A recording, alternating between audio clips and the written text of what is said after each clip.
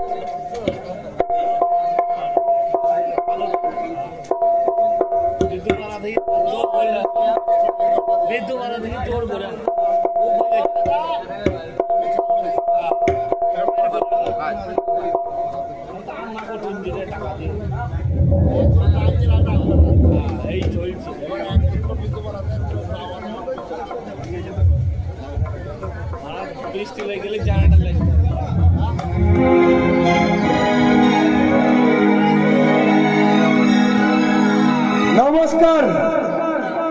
শুধু গ্রামবাসীর আশীর্বাদ মাথায় নিয়ে ও সকল দেব দেবীর চরণ স্মরণ করে ও নতুন বছরের শুভেচ্ছা জানিয়ে শুরু করতে চলেছি 1432 বঙ্গাব্দে পাঁচড়া রবীন্দ্র নাট্য সংস্থা পরিবেশিত এক অশ্রুসজল সামাজিক বলান পালা, ঘুমিয়ে গেছে আমার প্রিয়া।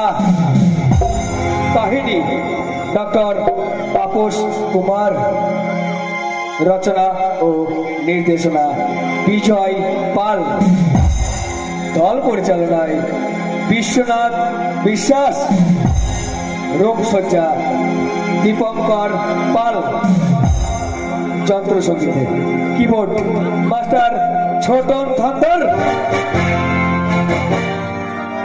অক্টোপ্যাড মাস্টার রামমত ভট্টাচার্য, তবলায় মাস্টার ইন্দ্রজিৎ ধন্দর, শব্দ যোজনায় নিউ কর্মকার সাউন্ড, নিয়ন্ত্রণে মাস্টার শরদিন্দ কর্মকার। শুরু করতে চলেছি অশ্রু সজল বেদনা বিদুর সামাজিক বলান পালা। স্বপ্ন আমার ভেঙে গেল, পূর্ণ হলো না, রক্তে স্মৃতি রাগিয়ে দেখো, ঘুমিয়ে গেছে আমার পিয়া। আমার কি সর্বনাশ হলো, আজ 2 মাস হয়ে গেল তোমার দাদা বাড়িতে নেই। এর মধ্যে মেলামেশা করে আমি যে মা হতে চলেছি। সর্বনাশ! দাদা জানতে পারলে যে আমাকে বাড়ি থেকে তাড়িয়ে দেবে। আমাকে কি তুমি গ্রহণ করতে পারবে না ঠাকুরপো? আমি যেদিন তোমার দাদা আমাকে এই বাড়িতে প্রথম বিয়ে করে নিয়ে এসেছিল, সেই দিনই আমি তোমাকে প্রথম থেকে মনে মনে ভালোবেসে ফেলেছিলাম ঠাকুরপো। আর সেই ভালোবাসা থেকেই তো গোপন মেলামেশা হবে নাই বা কেন ঠাকুরপো?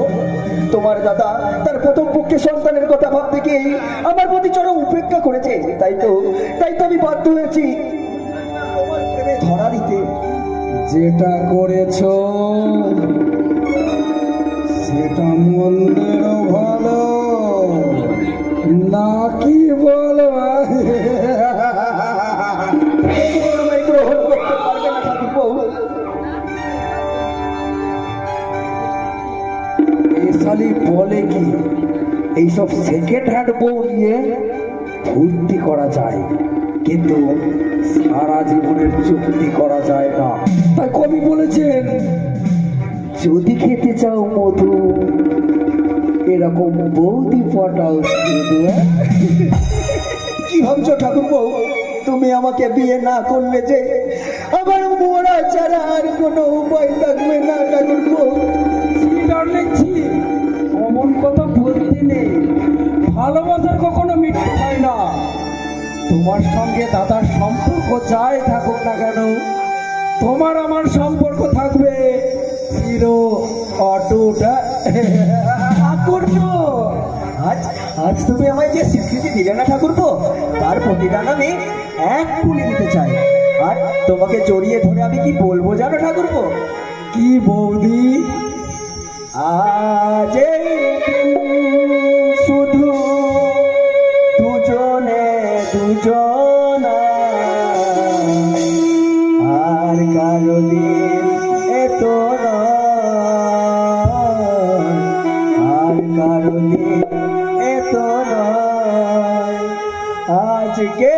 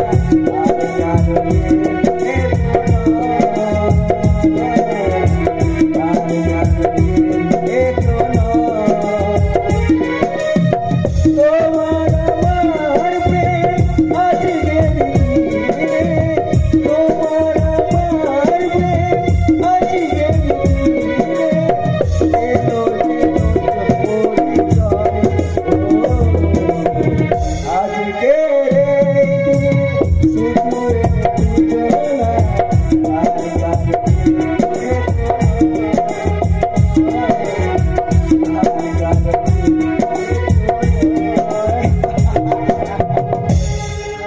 কামিনী, এত এত তো জঘন্য চরিত্র, তুই কিরা আমার ভাইয়ের সঙ্গে? তুমি কি বলছো দাদা? তুমি কি বলছো? তুমি কি দেখতে আমাদের দুজনকে সন্দেহ করছো দাদা? তুমি যা দেখেছো সব ভুল, সব ভুল। কলঙ্কিনী, যে আমার বিশ্বাসকে ভেঙে টুকরো টুকরো করে দিয়েছে, যে আমার মান সম্মান পথে জুড়ে মিশিয়ে দিয়েছে, তাকে আমি কিছুতেই ক্ষমা করবো না, কিছুতেই না। দাদা দাদা তুমি বলো চলে যাও।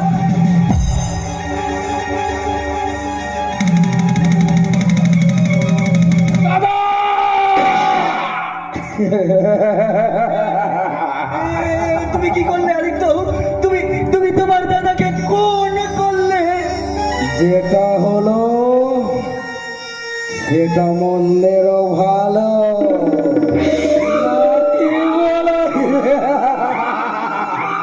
এখন এখন কি হবে ঠাকুরপো? আমার এই শীতের সিঁদুর, আমার অক্ষয় হয়ে থাকবে, আমার পেটের বাচ্চা, সাচ্চা বাবার পরিচয় নিয়ে বেঁচে থাকবে। কিন্তু কেমন করে ঠাকুরপো? শোনো শোনো বৌদি, অত টেনশন করো না, আমি তো আছি।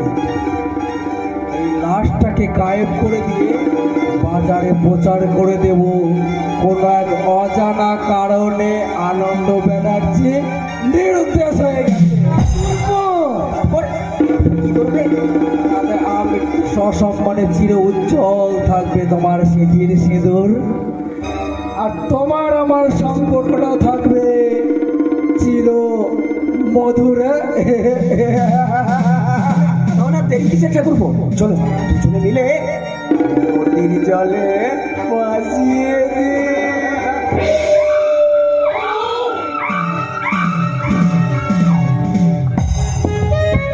দেখতে থাকুন বিগত 25 বছর পর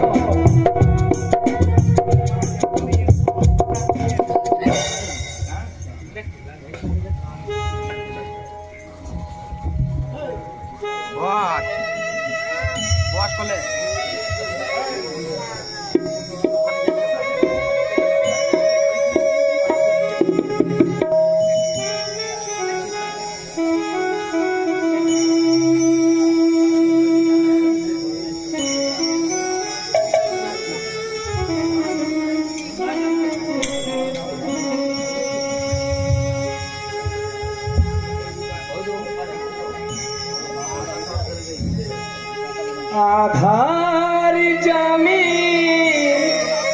একাই আমি খুঁজি গো তোমার, হাতে ধরে পার করে নিও গো আমায় দয়ায়,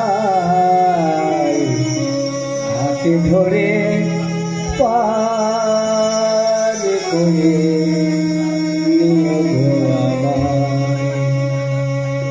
আধার জামি একাই আমি খুঁজি গো তোমার, হাতে ধরে পার করে নিও গো আমায়।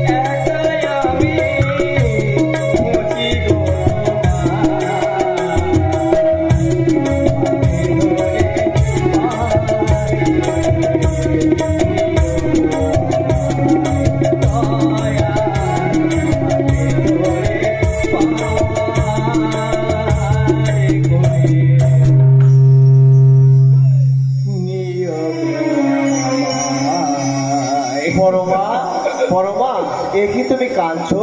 কই কই না তো। তাহলে তোমার চোখে জল? পুজো করতে বসলেই কোনো এক অজানা কারণে আমার দু চোখ দিয়ে জল ঝরে গো। ও নিয়ে তুমি চিন্তা করো না। এই নাও ঠাকুরের প্রসাদ নাও।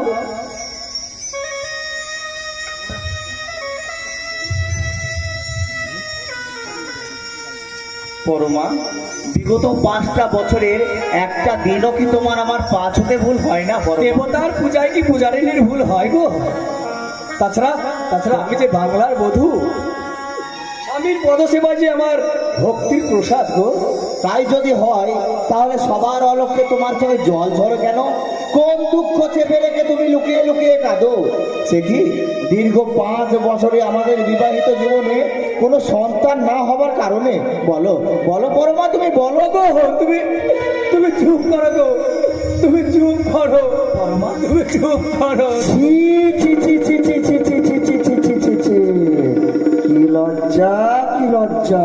বলি একটা বাঁচা বউকে নিয়ে এত আধিক্যতা কিসের? ছি ছি মা ছি। পুত্র আর পুত্রবধূর সামনে আপনি যে ভাষাটা উচ্চারণ করলেন না, সেটা বোধহয় কোনো ভদ্রলোকের ভাষা নয় মা। কি তার মানে কি তুমি আমাকে অপমান করার চেষ্টা করছো? ওরে বাবা দি, তোর বউ কেমন তোর সামনে আমাকে অপমান করছে রে বাবা। আমি যদি তোর সৎ মা না হয়ে নিজের গর্ভধারিণী মা হতাম তাহলে কি তুই চুপ করে থাকতিস রে বাবা?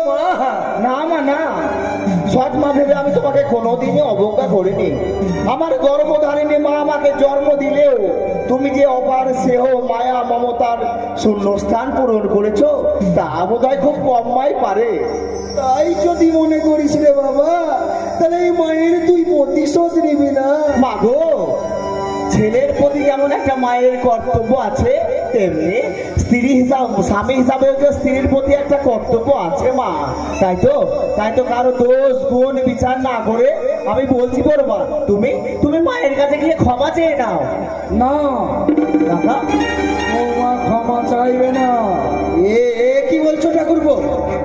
আরে বাবা, বৌমা তো ক্ষমা চাইবার মতো কিছু করেইনি, শুধু একটু প্রতিবাদ করেছে মাত্র। থাক কাকা, থাক।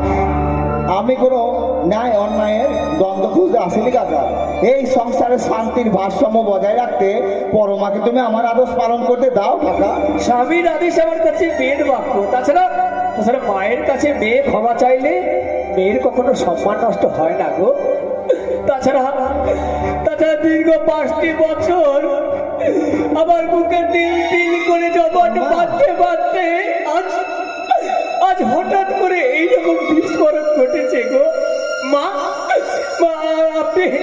আপনি আমায় ক্ষমা করে দিন মা। শুধুমাত্র ক্ষমা চাইলেই হবে না বৌমা, কাকা বাবু, আমার এই দেবী প্রতিমা মতো বৌদির সুতো জোড়া মাথায় নিয়ে তোমাকে অন্যায় শিখাতে হবে। না কাকা না, পরমাকে তোমরা এত বড় সাজা দিও না কাকা। আমি পরমার হয়ে তোমাদের কাছে ক্ষমা চাইছি কাকা। তাতেও যদি না হয় আমি পরমার পরিবর্তে মায়ের জুতো জোড়াবো।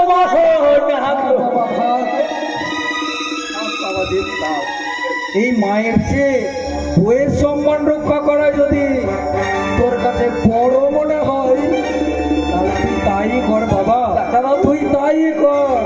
তো করবেই ঠাকুরপো, আমি যে ওর সৎ মা।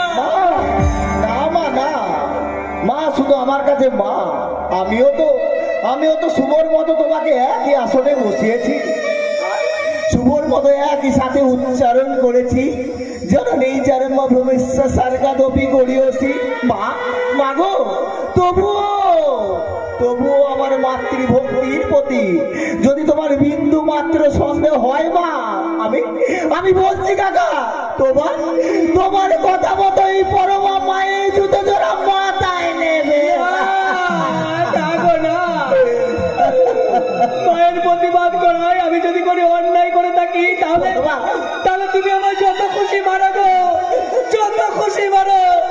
বলে সবার সামনে তুমি আমার সম্মানকে এমন করে ছোট করে দিও না গো, ছোট করে দিও না, ছোট করে দিও না।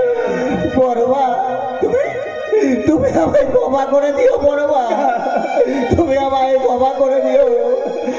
আজ আমার মাতৃভক্তির অগ্নি পরীক্ষা দিতে তার স্ত্রীকে আমি অসম্মানের আগুনে নিক্ষেপ করলাম বড়মা। যদি যদি তুমি পারো আমায় ক্ষমা করে দিও বড়মা, যদি পারো তুমি আমায় ক্ষমা করে দিও। তুমি শুনে যাও, আমার কথাটা শুনে যাও, কোথায় যাও? এ তুমি কি করছো বৌদি? এ তুমি কি করছো?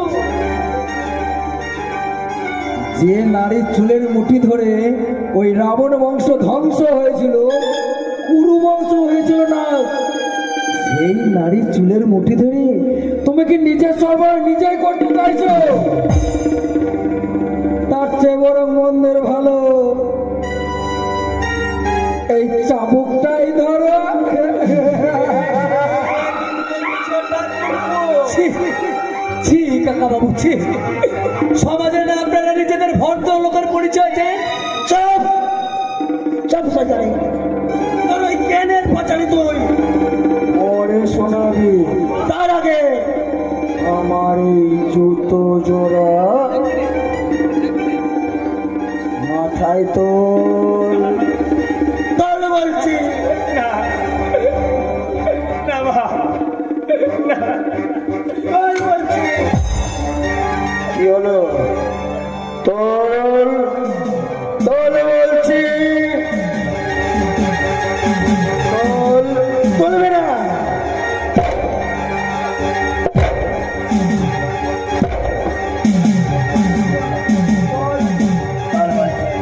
কি হলো বৌমা? শুধু পড়ে পড়ে মারি খাবে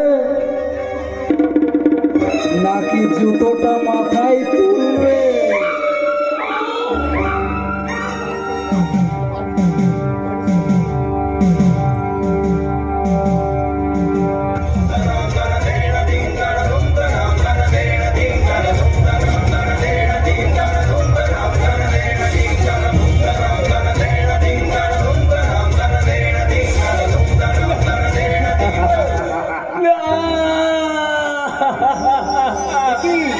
আমি কি দেখছি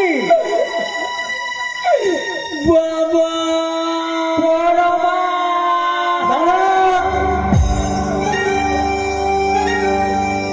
তোরে যাও যাও বলছি। বাবাকে তো প্রণাম করতে দেবেন না মা। আরে বাবা, প্রণাম করার জন্য তো হুমড়ি খাওয়ার কি আছে? তোমার বাবা তো এখনই চলে যাচ্ছে না, যাও ভিতরে যাও, তোমার বাবার সঙ্গে আমাদের কিছু বিশেষ কথা আছে। বাবা, পরমা পরমা, আরাম বললাম না আপনার সঙ্গে কিছু বিশেষ কথা আছে। আমি কি দেখলাম বেআই মশাই?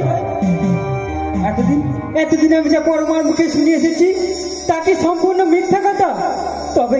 তবে কি আমার পরমাই বাড়িতে একটুও সুখে নেই? নিশ্চয় আছে বেআই মশাই। আমার বৌদি আপনার মেয়েকে একেবারে নিজের মেয়ের মতোই ভালোবাসে, আর যে ভালোবাসে শাসন করার অধিকারটা তারই সাজে বেআই মশাই। এমন শাসন বেআই মশাই, হাতের চাবুক ধরে ভয় দেখিয়ে মাথায় জুতো জোড়া তুলে দিয়ে এর চেয়ে কি গায়ে কেরোসিন তেল ঢেলে দেশ লাইক